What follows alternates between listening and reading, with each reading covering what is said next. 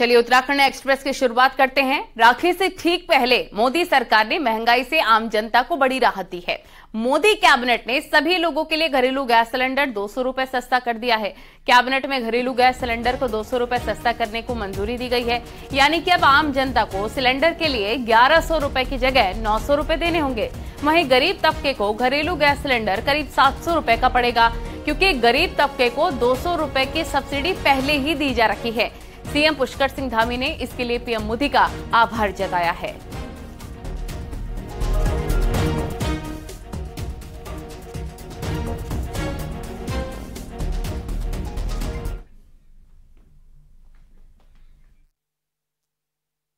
मैं हृदय से माननीय प्रधानमंत्री जी का उत्तराखंड की देवतुल्य जनता की ओर से धन्यवाद करता हूं, उनका अभिनंदन करता हूं कि उन्होंने रक्षाबंधन के इस पवित्र पर्व पर जहां उज्ज्वला योजना के धारकों के लिए 400 रुपये की सब्सिडी की है, वहीं घरेलू कनेक्शन में 200 रुपये की जो सब्सिडी की है, इससे सीधे सीधे देश के 33 करोड़ लोगों को लाभ मिलने वाला है। उनके जीवन में कहीं न कहीं सहायता होने वाली है। माननीय प्रधानमंत्री जी हमेशा वो काम करते हैं जिससे समाज में अंतिम छोर में रहने वाले लोगों को सीधे सीधे सहायता हो, सीधे सीधे उनके जीवन में उनको उसका लाभ मिले, उनके जीवन के उत्थान में, उनके जीवन के उन्नयन में लाभकारी हो। मैं आदरणीय प्रधानमंत्री जी का हृदय से धन्यवाद करता हूं कि उनकी इस योजना से निश्चित रूप से वो काम हुआ है जो लोगों को आवश्यकता है, और हमेशा वो देश के अंदर वो नीति और वो काम करते हैं जो लोगों की जिसकी आवश्यकता होती है। इस बार भी उन्होंने इस रक्षाबंधन के पवित्र पर्व पर यह काम किया है। निश्चित रूप से देश की बहनों को बहुत बड़ा तोहफा दिया है। बागेश्वर से बड़ी खबर है। यहां पर गरुड़ इलाके में गुलदार का आतंक है और गुलदार की दहशत के चलते प्राइमरी स्कूल को 3 दिन के लिए बंद कर दिया गया है। बीते दिनों एक छात्रा पर गुलदार ने हमला किया था और गुलदार के हमले में छात्रा गंभीर रूप से घायल हुई है। स्कूल के पास ही गुलदार बार बार नजर आ रहा है और ग्रामीणों के साथ ही बच्चों में भी गुलदार की दहशत है। लिहाजा डीएम और सीओ ने स्कूल बंद रखने के आदेश जारी किए हैं। ब्यूटीफुल।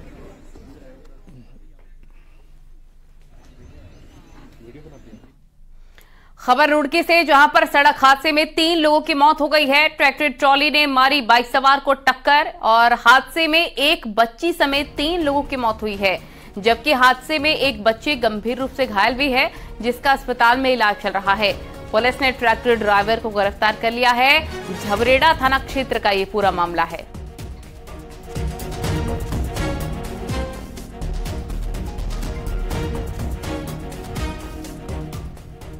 आगे बढ़ते हैं। टिहरी से खबर है। यहां पर एक मैक्स गाड़ी हादसे का शिकार हुई है।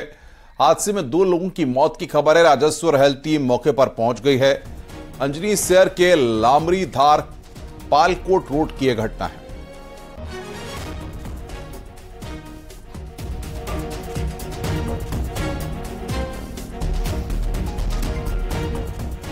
चमोली से बड़ी खबर। यहां गोपेश्वर के पास एक स्कूल बस में अचानक से आग लग गई और बस में आग लगने के बाद तुरंत ही बच्चों को बस से बाहर निकाला गया। पुलिस के जवानों ने सभी बच्चों को सुरक्षित बस से निकाला और किसी को नुकसान नहीं हुआ। बड़ा हादसा यहां पर होने से टल गया। 2 तस्वीरें आप देख रहे हैं। गोपेश्वर में एक बड़ा हादसा टला है। स्कूल बस में अचानक से आग लग गई थी।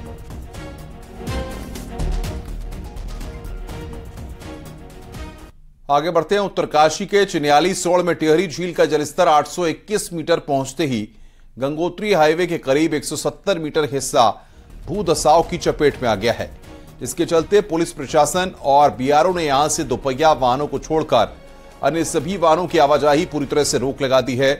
भूधसाव के चलते झील के किनारे रहने वाले दहशत में आ गए हैं। हालांकि टीएसडीसी के अधिकारी झील के जलभराव के कारण भूधसाव की बात से अपना पल्ला झाड़ रहे हैं।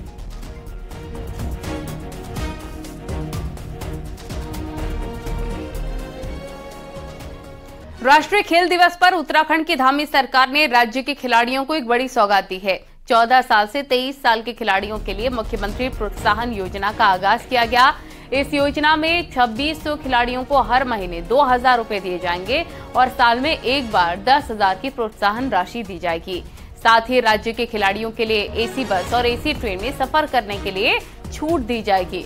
दून के महाराणा प्रताप स्पोर्ट्स कॉलेज में 200 बेड का हॉस्टल भी बनाया जाएगा।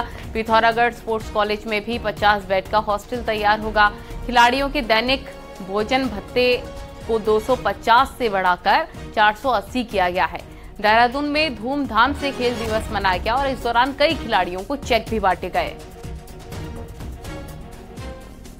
महाराणा स्पोर्ट्स कॉलेज में 200 बेड का छात्रावास भी बनाया जाएगा, जिससे कि वहां पर खिलाड़ियों को अब जो रहते हैं उनके लिए जो है रहने की कोई समस्या न बने। साथ में हरि सिंह थापा स्पोर्ट्स कॉलेज लेलू पिथौरागढ़ के खिलाड़ियों के लिए 50 बेड का छात्रावास का निर्माण भी कराया जाएगा। बागेश्वर उपचुनाव में कांग्रेस को मजबूत करने के लिए पूर्व सीएम हरीश रावत बागेश्वर पहुंच गए हैं। हरीश रावत ने गरुड़ में एक सभा को संबोधित किया और प्रत्याशी बसंत कुमार के लिए वोट मांगे। हरीश रावत ने कहा कि सरकार में विकास की गति रुक रही है। उन्होंने उपचुनाव में कांग्रेस की जीत का दावा किया।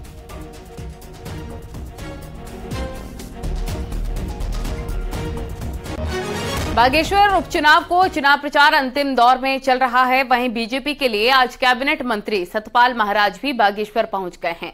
सतपाल महाराज ने यहां बीजेपी प्रत्याशी पार्वती दास के लिए वोट मांगे और बागेश्वर में विकास का वादा किया। यही अनुरोध करूंगा कि आपने अपना आदेश जो पहले दिया,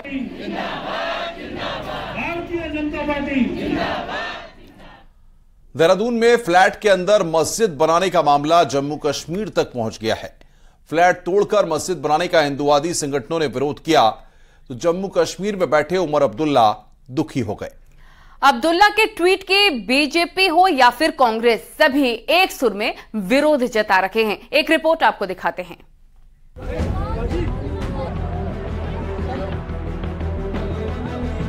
देहरादून में एमडीडीए के 2 फ्लैट को अंदर से तोड़कर मस्जिद बनाने का मामला पिछले दिनों सुर्खियों में रहा। हिंदुवादी संगठनों ने इसका खूब विरोध किया। मामला भी शांत पड़ा था कि जम्मू कश्मीर से आए पूर्व सीएम उमर अब्दुल्ला के एक ट्वीट ने पूरे मामले को फिर से हवा दे दी। उमर अब्दुल्ला ने ट्वीट किया, देहरादून में अब घर में भी नमाज नहीं पढ़ने दी जा रही है। बिना मामले जाने किए उमर के इस ट्वीट से राज्य में सियासी माहौल गर्म है।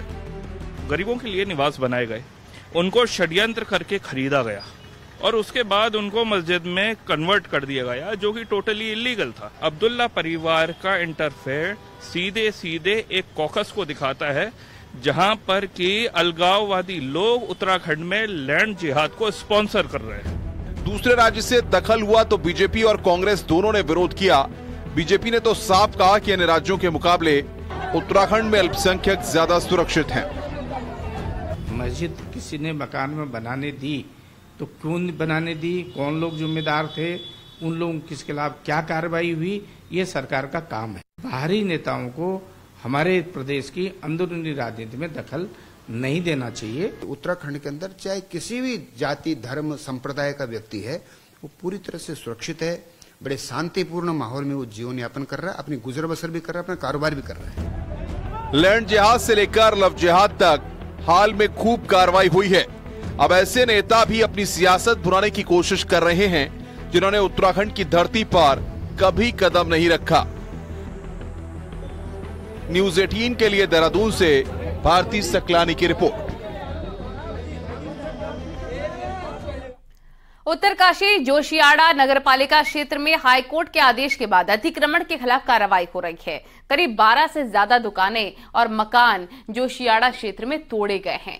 वहीं जोशियाड़ा के लोगों का कहना है कि सभी हाईकोर्ट के आदेश का सम्मान करते हैं, लेकिन इसके लिए 1 महीने का वक्त दिया जाना चाहिए था। वहीं व्यापारियों का कहना है कि अतिक्रमण टूटना चाहिए, लेकिन हमारी सरकार से निवेदन है जहां पर सड़क मानक के अनुसार पूरे हैं और आवाजाही की समस्या नहीं है, वहां पर कार्रवाई नहीं होनी चाहिए, क्योंकि ऐसे कई व्यापारी हैं जिन्होंने कारोबार के लिए लोन लिया हुआ है और दुकानें टूटने से उनके सामने रोजी रोटी का संकट खड़ा हो गया है। जहां पर हमारी सड़कों का मानक पूरा है, जहां पर आवागमन की कोई दिक्कत नहीं है, वहां पर सरकार को कम से कम इसमें छूट देनी चाहिए। सरकार इसका ये करे कि लाल लोगों का जो हमारे व्यापारी वर्ग है, ये किसी कहीं पे रोड पूरी है तो वहाँ पर वही रखा जाए, और व्यापारी ने जो लोन ले रखा है, लिमिट बना रखी है, जो प्रधानमंत्री द्वारा स्वरोजगार है, मुख्यमंत्री द्वारा स्वरोजगार है, वो पैसा कहाँ से वापस जाएगा? क्योंकि व्यापारी ने दुकान तोड़ दी, माल। कोटद्वार के सिद्धबली मंदिर समिति की 25 से ज्यादा दुकानों पर पीडब्ल्यूडी का बुलडोजर चल चुका है। सभी दुकानें सरकारी भूमि पर बनी थीं, जो अब ध्वस्त कर दी गई हैं। तो वहीं अब दुकानदारों के सामने रोजगार का संकट खड़ा हो चुका है। सालों से मंदिर के सामने प्रसाद और पूजा सामग्री बेचकर गुजारा कर रहे दुकानदार अब सड़क पर आ चुके हैं। वहीं मामले में लैंसडाउन विधायक और सिद्धबली मंदिर के महंत दिलीप सिंह रावत ने सरकार से दुकानदारों को राहत देने की मांग की है। निश्चित रूप से ये हमारी कई वर्षों से, कई सालों से हमारी दुकानें थीं और अभी पता चला कि ये पीडब्ल्यूडी की ज़मीन है और हम तो आज तक उसको अपनी ही ज़मीन भूमि मान चुके थे। लेकिन अगर सरकार का अतिक्रमण के खिलाफ भी आंदोलन चल रहा है तो मेरा ये निवेदन है कि कम से कम जिनकी दुकानें, जिन लोगों के यहाँ पर रोजगार चल रहा था, उनके लिए कहीं पे व्यवस्था ऐसी कर देनी चाहिए या कुछ भूमि हमको आवंटित कर देनी चाहिए। रुद्रप्रयाग जिले के अगस्त्यमुनि, सुमाड़ी, तिलवाड़ा में व्यापारियों ने एनएच के किनारे अवैध निर्माण को हटाने पर व्यापारियों का विरोध तेज हो गया है। व्यापारियों ने डीएम से मिलकर मुख्यमंत्री को ज्ञापन सौंपा। उन्होंने कहा कि सरकार जल्द इसमें यही सही निर्णय नहीं लेती है तो उग्र आंदोलन की उनके पास एकमात्र विकल्प बचा हुआ है।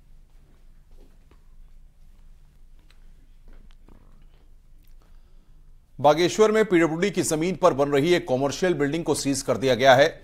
मंगलवार को पीडब्ल्यूडी के एग्जीक्यूटिव इंजीनियर अपनी टीम के साथ मौके पर पहुंचे और शहर के बीचों बीच बन रही इस बिल्डिंग को सीज कर दिया। ये सारी कार्रवाई हाईकोर्ट के आदेश के बाद हुई है। हाईकोर्ट ने बागेश्वर में पीडब्ल्यूडी की आवासीय कॉलोनी में अतिक्रमण के मामले में दायर जनहित याचिका पर सुनवाई के बाद निर्माण पर रोक लगा दी थी। मामले में अगली सुनवाई 5 सितंबर को होगी। कोर्ट के आदेश हैं दिनांक 24/8/2023 के, उसी के तहत इसको जो है, जो भी अवैध चीज़ यहाँ पर किया गया है उसको जो है सील करने के आदेश हुए हैं। पिथौरागढ़ में चीन और नेपाल बॉर्डर को जोड़ने वाली सड़कों का बुरा हाल है। हालात ये हैं कि बॉर्डर की चारों घाटियों का शेष दुनिया से संपर्क पूरे तरीके से टूट गया है। सामरिक नजरिए से अति अहम इन सड़कों की दुर्दशा को लेकर अब रक्षा मंत्रालय गंभीर नजर आ रहा है। देखिए हमारी रिपोर्ट।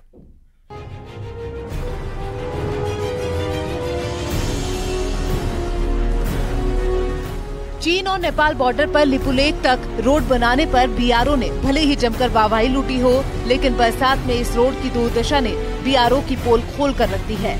लिपुलेख रोड के अलावा दारमा, चौंदास और मिलम घाटी को जोड़ने वाली सड़कों का भी यही हाल है। दारमा, चौदास, ब्यास का जो सड़क है या हमारा मल्ला जोहार का सड़क है, यहाँ पे बीआरओ के द्वारा काम किया जा रहा है और हैवी ब्लास्टिंग यूज किया जा रहा है, जिससे कि आप जानते हैं कि चमोली से लेके जोशीमठ से लेके धारचूला तक ये हिमालय एक ही है और ये अभी अपने आप में परिपक्व हिमालय नहीं। हालात तो ये है कि बीते 3 महीनों में लिपुलेख रोड 90% मौके पर लैंडस्लाइड के कारण बंद ही रही है। पक्का ट्रीटमेंट करने के लिए लगातार हमारे जो एजेंसीज काम कर रही हैं, बीआरओ है और अन्य एजेंसीज भी जो वहाँ पर हैं, लगातार उसमें विश्लेषण भी होता है, अध्ययन भी होता है और जैसे आगे के लिए ऐसी घटनाएं ना हो तो उसके लिए भी हम कोशिश करते हैं। बॉर्डर की इस रोड में लगातार हो रही लैंडस्लाइड के कारण आदि कैलाश यात्रा को भी स्थगित करना पड़ा है। रोड की बदहाली से जहां बॉर्डर के हजारों लोग परेशान हैं, वहीं सुरक्षा बलों को भी खासी दिक्कतों का सामना करना पड़ता है।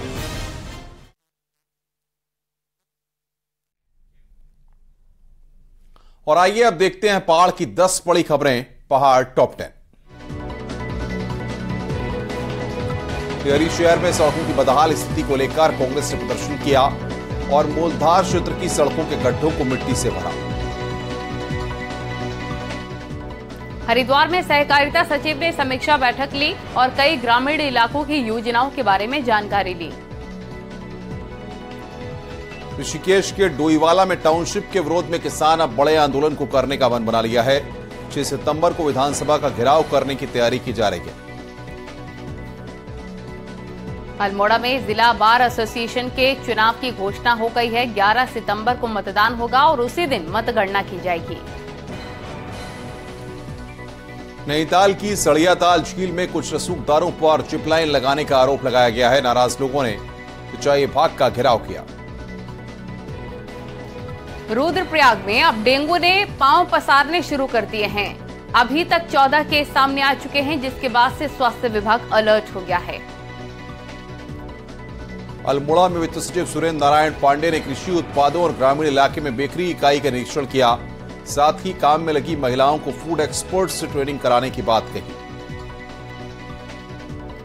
रुड़की के निजी कॉलेज में एक कार्यक्रम में डीजीपी अशोक कुमार ने बढ़ते साइबर अपराध को लेकर स्टूडेंट्स को जानकारी दी। टिहरी में एबीवीपी के धरने को एनएसयूआई ने चुनावी स्टंट बताया। छात्रों की कई मांगों को लेकर एबीवीपी बीते 7 दिनों से धरना दे रही है। स्वराज सेवा दल के कार्यकर्ताओं ने रुड़की ज्वाइंट मजिस्ट्रेट के कार्यालय के बाहर महापंचायत का आयोजन किया, जिसमें बेरोजगारी, बढ़ती महंगाई, स्वास्थ्य को लेकर हल्ला बोला गया।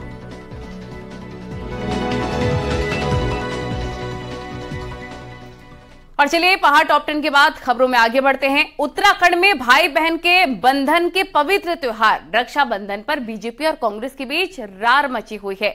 दरअसल कैबिनेट मंत्री गणेश जोशी ने दावा किया है कि उनको एक दिन में 15,000 बहनों ने राखी बांधी है, तो कांग्रेस ने इस पर चुटकी ली है। देखिए हमारी रिपोर्ट। बीते रविवार को पुष्कर सिंह धामी सरकार में कैबिनेट मंत्री गणेश जोशी ने देहरादून में राखी को लेकर एक आयोजन करवाया। दावा किया गया कि 15,000 महिलाओं ने मंत्री को राखी बांधी है। सोमवार को जोशी ने मसूरी का रुख किया और फिर दावा किया गया कि 3,000 महिलाओं ने राखी बांधी है। जब बात नंबर पर आकर अटकी तो कांग्रेस नेता धीरेन्द्र प्रताप कूद गए। कांग्रेस का कहना है कि हजारों राखियां बंधवाना तो विश्व रिकॉर्ड है और इसके लिए जोशी को भारत रत्न मिलना चाहिए। वहीं मंत्री ने पलटवार करके कहा कि कांग्रेस सनातन विरोधी है, उसको रक्षाबंधन में भी राजनीति दिख रही है। मुझे लगता है भारत में रक्षाबंधन के मौके पर रक्षा सूत्रों को बांधने का एक विश्व रिकॉर्ड हो गया है और इस तरह से भाजपा के गगन बिहारी प्रचारकों ने इस प्रचार के अंबार लगाए हैं। मेरी तो भारत सरकार और प्रधानमंत्री नरेंद्र मोदी जी से मांग है कि इनको अब भारत रत्न मिल जाना चाहिए। कांग्रेस हमेशा सनातन विरोधी रही है। संकीर्ण मानसिकता का परिचय देते भाई बहन के विश्वास के प्रतीक रक्षाबंधन के पर्व का उसने मजाक उड़ाया है। अब ये ठीक है कि सियासत के लिए सुर्खियों में रहना जरूरी है, लेकिन भाई बहन के पवित्र त्योहार पर ही सियासी वार पलटवार हो जाए तो सवाल चारों तरफ से खड़े होते हैं। देहरादून से न्यूज 18 के लिए अनुपम त्रिवेदी की रिपोर्ट।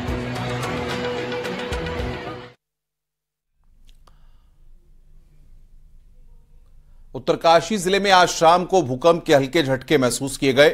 भूकंप के झटकों से सहमे लोग घरों और दफ्तरों से बाहर निकल आए। हालांकि भूकंप की तीव्रता रिक्टर स्केल पर महज 2.8 रही। इसका केंद्र भटवारी प्रखंड में टिहरी और उत्तरकाशी जिले की सीमा पर कुश कल्याण के जंगल में रहा। आज शाम 4:56 पर उत्तरकाशी जिला मुख्यालय और मनेरी के आसपास के इलाकों में भूकंप के झटके महसूस किए गए। वहीं भूकंप से किसी तरह के नुकसान की फिलहाल कोई खबर नहीं है।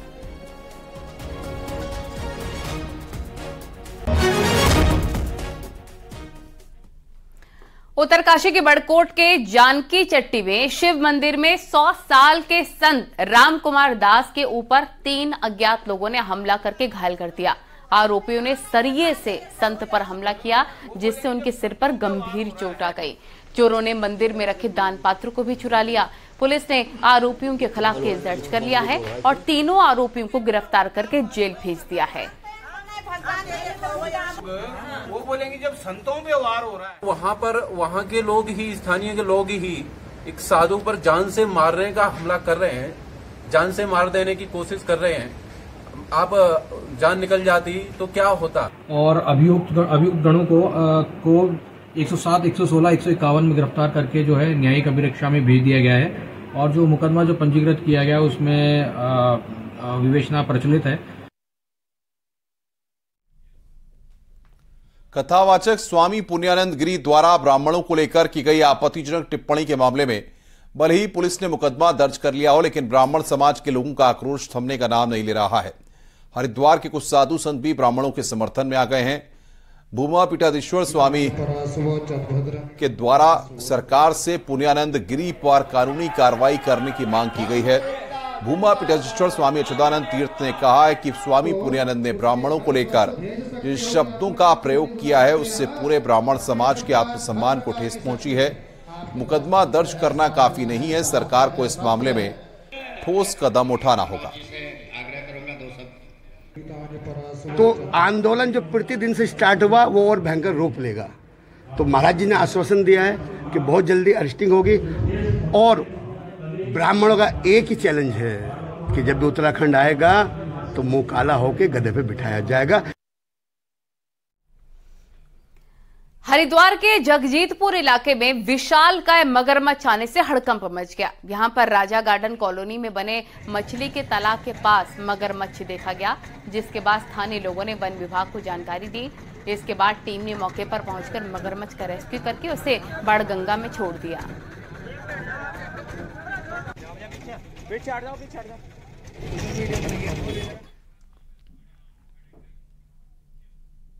रुक रहे हैं यहां पर एक ब्रेक के लिए। ब्रेक के बाद देखिए महाबहस।